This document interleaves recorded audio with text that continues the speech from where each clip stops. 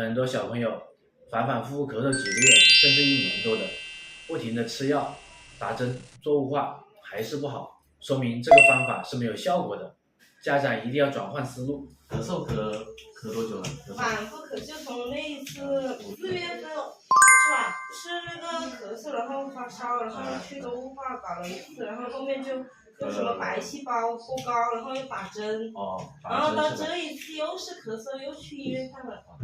导致这种情况，第一点就是方法不对，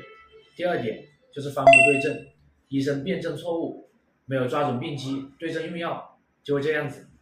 很多小朋友的咳嗽是寒气所引起来的，你不停的打针做雾化是把寒邪往里面压，所以他会反反复复咳嗽，不会有效果，甚至会咳得更严重，损伤小孩子的身体，进一步加重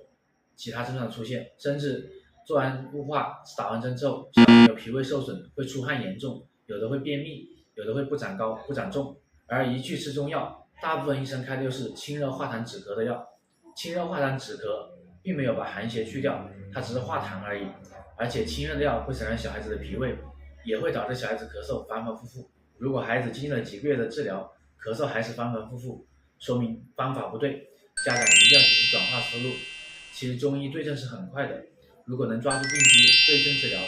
大概3-5剂药就能看到一个明显的效果。小朋友如果治疗一段时间之后还是没有效果，就说明这个方法不对，家长一定要及时调整治疗思路，去寻找专业的中医师进行辨证论治，